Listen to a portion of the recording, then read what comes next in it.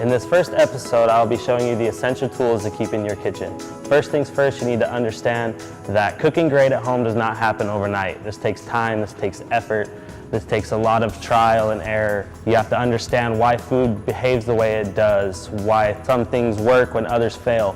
So if at home you fail, something doesn't work, a flavor doesn't go well, just start over, don't get discouraged, and try again.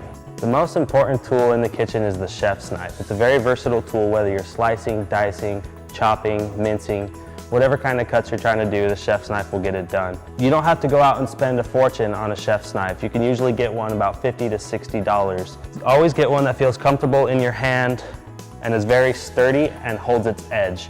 The most dangerous tool in the kitchen is a dull knife. The next tool I'll be going over is pans, and I'll start with the most commonly seen in the home, the non-stick pan.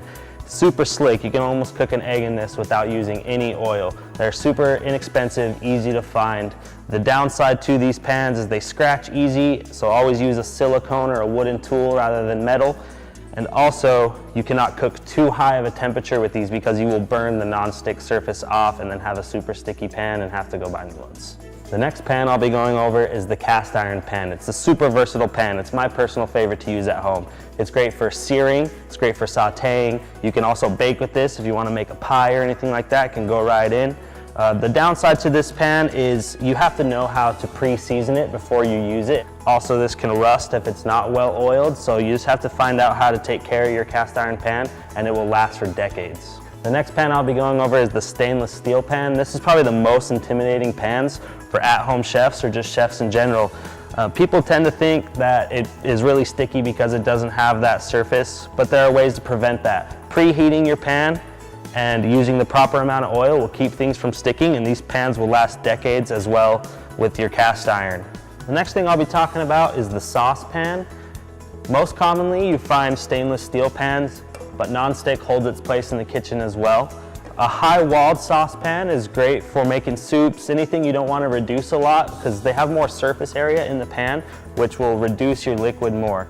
A lower-walled pan is going to reduce your sauce, reduce your soups more. It's great for anything you want to be thick, like a thick soup or a thick sauce. I would choose a lower-walled pan than a higher-walled pan.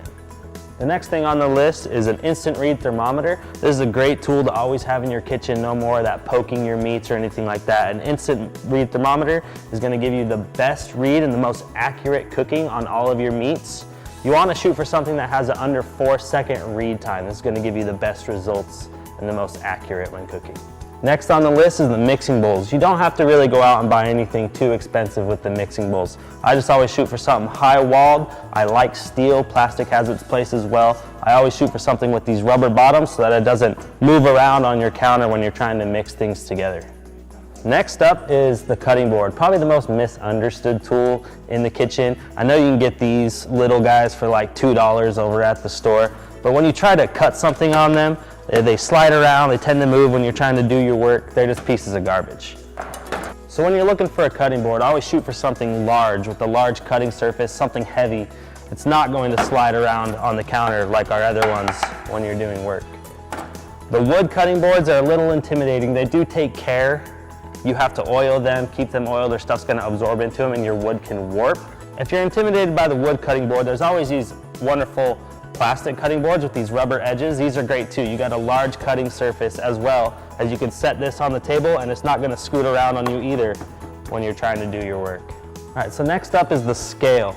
It's probably the second most important tool in the kitchen. This is going to show you what a balanced portion size looks like. It is essential for key weight loss. So these tools are the tools you'll need to get you up and moving and ready to cook at home. In the next episode, we'll be going over essential seasonings and also oils to keep in your pantry. Thanks for watching, and we'll see you next time on Movara Menu.